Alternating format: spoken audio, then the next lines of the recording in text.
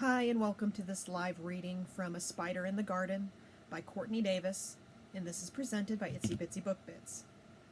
Chapter 1. Aranha walked through the shadows of the city, same as every night, dressed in ripped-up black jeans, a black tank top, and black boots.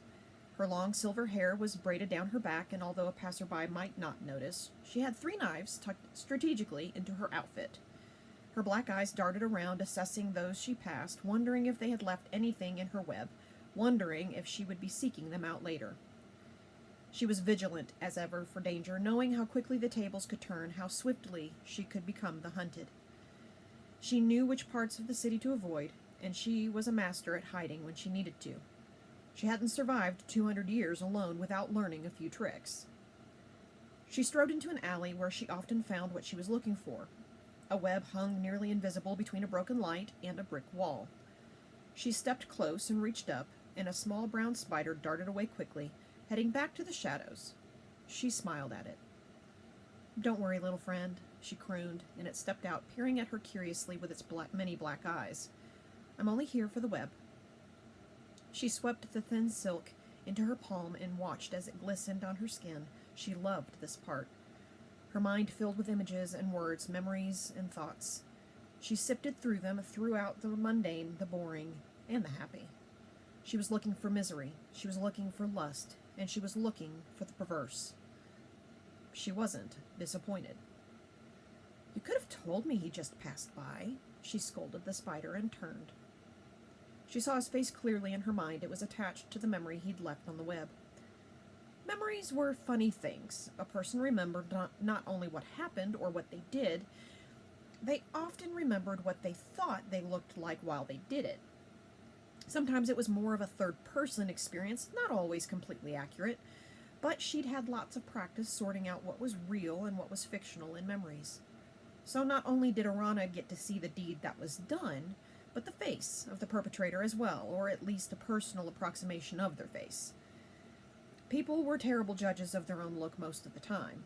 Luckily, she'd been at this for quite a few years, and she was able to reconcile the memory of a face with reality with sufficient accuracy. The face she saw this time, she recognized passing only moments before.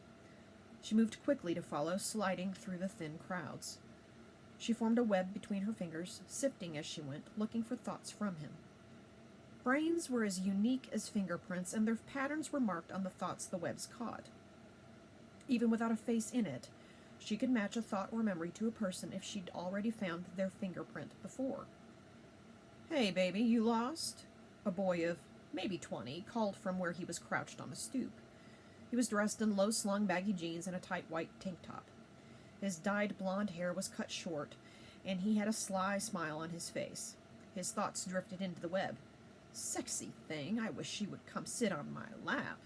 I bet she's a firecracker in the sack. She could handle this dick." He got up to follow her quick pace. "Hey, I'm talking to you. I can help you. I can get you where you need to be." He gave a dark laugh. Aranha crushed the web in her hand and spun around. She didn't need him to follow her. "Go home, boy. I'm not interested in your little dick." "Whoa, you got quite the mouth on you. Sounds like you need someone to teach you some manners." He sauntered closer. She didn't have time to lure him away and teach him a lesson on respecting women. She had a mission. The fact that he was inhibiting her right now was irritating, but she knew he was harmless. His thoughts had been lecherous, not violent. He thought of himself as a Don Juan and couldn't imagine a woman resisting his advances. Of course, if she were to respond to them, he would likely not know how to take things to the next level. He looked like an idiot and probably lived in his mother's basement while telling people she was just his roommate. She let him stare at her for a moment, taking in her fully black eyes. They never passed for human. Then she opened her mouth and let her long black fangs extend. That did the trick. She could smell the urine as he pissed his pants, standing frozen to the spot. He wasn't even man enough to run for his life. He'd stand there and let her eat him. "Stupid boy," she hissed and turned, rushing now to try and catch up to the man she'd been tracking. Aranha spun another web in her hand and sifted once again, irritated that the stupid boy may have ruined her chances. She didn't always succeed in finding the owner of thoughts she decided to pursue, but she rarely failed, and this was a situation she refused to give up on.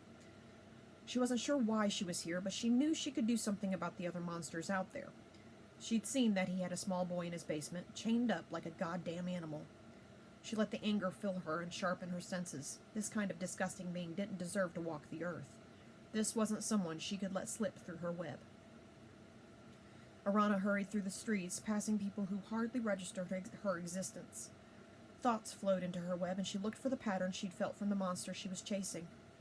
As always, she was also watching for scent or thought from any other night creatures. She could never let her guard down, couldn't risk a run-in with one of them. A shudder ran through her at the thought of what would happen if she did. She ignored the part of her that wished for it, the release from this loneliness and pain, death, the end to all of the darkness and filth, the horror that this place was. It could stop. She could stop. She shook the dark thoughts away and hurried on, more determined than before. A purpose was driving her. As long as she continued to attend to that purpose, she could keep the suicidal thoughts away. Someday she wouldn't be able to stop it. She knew she would present herself to the beasts that could take her down, and she would welcome the release. Not today. Not as long as there was a helpless soul cowering in chains that she could help. Shit, she grumbled as she caught the familiar scent of vampire nearby. She rushed into an alley and shifted, scrambling out of her pile of clothes and up the side of the brick, backing herself into a tiny hole. She peered out of the darkness, 8 unblinking eyes watching for the enemy. A tall woman with long red hair and pale skin, dressed casually in jeans and a t-shirt, stopped at the entrance to the alley. She sniffed the air delicately and peered with narrowed eyes into the darkness. There was nothing to see, just garbage and stray cats. Aranha had hid her clothes and weapons behind a dumpster, but if the vampire decided to walk further in to investigate, she might find them. She might find her. Aranha was confident in her ability to take out a vampire, especially if it was alone, but they rarely were. They tended to travel in pairs, sometimes flanked by werewolf guards. She would have a hell of a time against a group of more than 2. It wasn't worth the risk if she could avoid it. One of the only reasons she survived was because they didn't expect to find her, and if they ran across her scent, they were not likely to know what it was they were smelling. Being the last of a presumed extinct species had its benefits. Another vampire joined the woman. This man was short and round with a deceptively kind face. He put a hand on the woman's back and she motioned to the alley. He turned with a curious eye and sniffed the air. Death was right there, staring into the alley, eyes searching the walls, the fire escapes, and the roofline.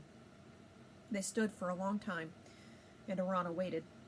She was on a mission. Tonight was not the night to meet her end. Tomorrow night might feel vastly different. Perhaps tomorrow she would kneel in front of those 2 and present her neck, close her eyes, and let the final darkness seep into her soul. It would sweep her off this earth, and she would find herself in another place, or nowhere at all.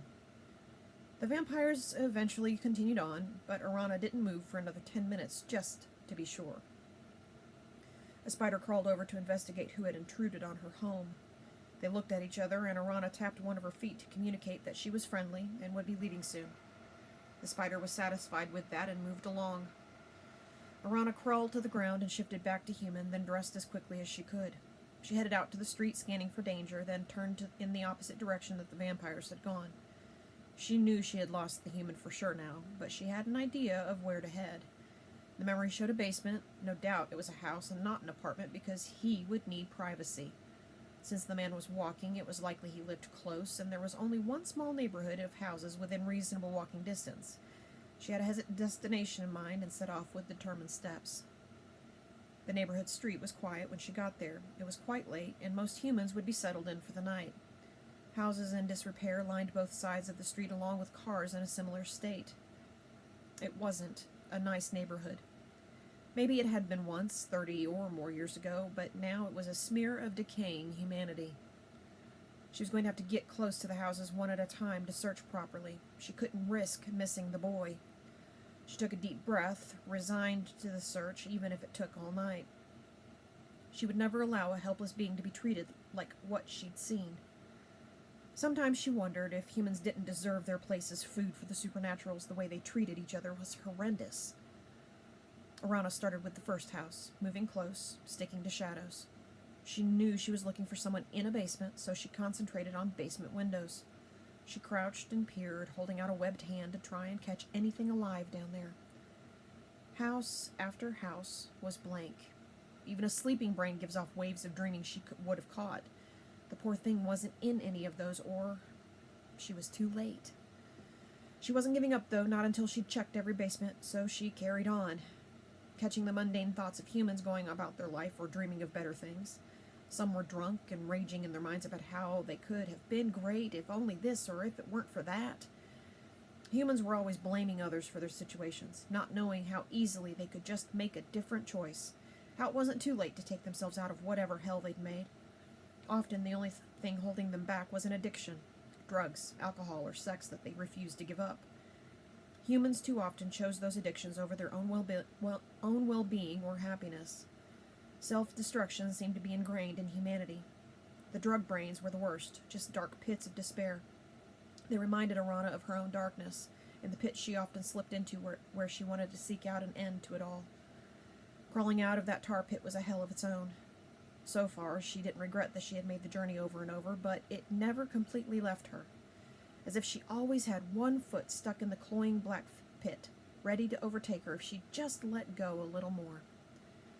Perhaps these humans felt the same way. Maybe it was why so many of them didn't run away when faced with a creature who wanted them for dinner, why their instincts froze them or drew them closer rather than told them to run. They were deep in that pit, and their escape was standing in front of them in the form of sharp teeth and claws. Perhaps their predilection to addictions was why humans were prey, not predators. A predator's instinct was survival above all else. A predator would never give themselves over to something that would dull the senses and would leave them open to harm. No addiction would get in the way of a predator's desire for what they wanted. What did all predators want? Prey and power. To be fair, these were probably just other forms of addictions. Things that pulled and prodded the being in one direction or another, kept them from seeing themselves for the harmful beings they were. Aranha shook herself out of the familiar dark train of thought. She wasn't sure where she fit. She knew she wasn't prey, knew her instincts were for survival, but power wasn't something she desired either. The only thing that came close to being a desire that was purpose. She wanted a purpose, and that kept her going out every night in search of those who most deserved their place at the bottom of the food chain. Because she also needed prey to survive, and until she could let herself die, she was forced to survive. She wasn't instinctually prey. She wasn't fully predator. She was other, and that suited her just fine. As her mind flipped through the meaning of her own existence and whether or not she deserved to continue it, she kept looking, and finally she found something in a small gray house. She bent down to a window that was barred. That was her first clue that this might not be the place. None of the other houses had barred basement windows. She pushed her hand close, web strung between each finger. There was a curtain on the inside of the window, but a crack told her it was dark in there, and as far as she could tell, the whole house was quiet. Not a light or noise anywhere within. She didn't have to wait long. She got a stream of random images. Someone was down there dreaming, and it wasn't her perpetrator, but it might be his victim. Now she needed to know if it was someone's teenage son or if it was a prisoner in chains. She straightened and walked around the back of the house, slinking smoothly through the shadows. She tried the back door. Locked. She could take care of that easy enough, though. She listened carefully at the door for a moment, hearing nothing, then picked the lock and slipped inside. She was still sifting for thoughts, but she couldn't get anything. If there was someone else in the house, they weren't close. She slunk through the darkness without issue. Her eyes saw well without much light. She'd come into the kitchen from a back porch and spied a door that had a heavy lock on it that was far too excessive for an indoor basement. Excitement filled her. This was definitely a sign she'd found the right place. She didn't want to waste time trying to pick a lock now that she was so sure. With a small bit of effort, she was able to rip the lock off the door, splintering the cheap wood. She froze after the crackling noise reverberated around the house. If someone was asleep upstairs or in the next room, they would have definitely heard that, and she was prepared to fight. She had a hand on a knife and was crouched in an attack-ready position, waiting. She heard a groan in the basement, but nothing else. After a moment, she went down. She kept the knife ready in case she was wrong about what she was about to encounter. The smell that hit her mid-stairway was intense, and she knew the poor boy had been down there for a long time. When she reached the bottom of the steps, she saw him, and she had to bite her lip to keep from crying out in rage. He looked like a pile of rags thrown on a dirty pad on the floor. He was shivering and shaking, and she wasn't sure if he was awake or dreaming still. His thought pattern was erratic. She put the knife away after her web caught no other thoughts in the room. "Can you hear me?" she whispered. "My name is Aranha, and I mean you no harm." She held out her hands to show that they were empty. "Get out of here. He will come back. He'll take you too," the boy croaked out. He sounded like the words were painful to say, and he didn't move from his fetal position as he spoke. Aranha was vibrating with rage. How could anyone be treated like this? Why were there people on Earth who would do such a thing to another? It made no sense. She knelt by him, afraid to touch him, afraid she would hurt him while she tried to help. "I'm going to get those chains off you. I could rip them off, but I don't want to harm you. Do you know where the key is?" She knew it would be faster to rip them off, but it wouldn't be gentle. "He keeps it in his pocket." "Is he here?" "I don't think you would have gotten this far if he was, ma'am." "What's your name?" "Jonah." "Okay, Jonah, I'm going to see if I can find the key. You should get out of the house before he comes back. He's going to be so angry if he knows you're here. He won't hurt you ever again, and I will get you out of here." She touched his head gently, and he jerked as if she'd slapped him. "I won't harm you, Jonah, I swear it. No one is going to harm you ever again," she said fiercely. Every instinct in her was crying out to help the boy. Tears of anger stung the backs of her eyes, and her fangs extended, wanting nothing more than to tear apart the monster who had done this. "Please, ma'am, it is better for us both if you get out while you can." He moved his head slightly, and she saw he had deep blue eyes and a dirty face, sunken cheeks and cracked lips. He looked starved and weak. She wondered when the last time he'd had any water or food was. What would be the point of this torture? Aranha's hands fisted, and she must have had a terrifying look on her face because Jonah scrambled away, groaning with every movement. "He will die this night," she vowed. "I'm going up to find a key. If I don't find it, I will be back, and I will rip those off you as carefully as I can. I won't leave the house without you." She hoped her words were reassuring, but his eyes closed, and he just sighed sadly. As she walked away, she heard him sobbing behind her, and she couldn't stop herself from punching the wall as she went up the stairs. This was why she was here. This was why she was on Earth, to stop this kind of atrocity from going unpunished. A bit of the darkness lifted from her soul. She had a purpose in this moment. She started in the kitchen, searching for a key, then found the bedroom upstairs and rummaged through drawers. No luck. She was about to just go rip the chains off him when he heard the front door open. She pulled out a knife and smiled. Her fangs descended, and she waited. She would have been upset to miss out on the punishment part of this rescue mission. She would have come back the next night for it if she'd had to, but waiting was always so frustrating. The man didn't turn on any lights as he fumbled through the house. He was likely drunk and on his way to abuse Jonah. Aranha crept out of the bedroom and down the stairs. She was fast and stealthy. The human wouldn't detect her until it was too late. She was in the kitchen doorway when he got to the now ripped-open basement door. He was staring at it, dumbfounded, weaving slightly, definitely drunk. "What the hell?" he slurred. "Sorry, I didn't have a key," she said casually. He spun around and faced her with surprise that turned quickly to lustful hope. "Well, hello there. Is it Christmas? You look like an angel wrapped in a bow." "I am your death, dear. You've been a very bad boy." She held her voice steady, conversational, as she spoke to him. His face slowly registered surprise, then turned angry. "Get out of my house, bitch. My son is no concern of yours." "Your son? This is how you treat your son?" She spoke carefully, trying to keep from lashing out immediately. "He's not what you think. He's an animal." "The only animal I see here is you." She stepped forward, and he stepped back. Light slid in through a window, and she knew he must be finally registering the inhuman blackness of her eyes. She smiled, letting him see her fangs. "You're one of them!" he gasped. "No one else on Earth is like me, but there are far too many like you," she said simply, and shoved him down the stairs. He tumbled and rolled in his drunken stupor. He was unable to steady himself, and he landed with a satisfying thud at the bottom. He groaned, but didn't get up. She was a little disappointed as she walked down the stairs. He deserved torture, but he obviously wasn't going to stay conscious long enough for much of it. "Where's the key?" she hissed. "Fuck you," he groaned. She let her black fangs out, dripping venom on his face as she hissed. His eyes widened with fear, and he clutched his chest, his body convulsed. He gasped for air, and his eyes rolled back in his head as his heart beat erratically, then stopped. Shit.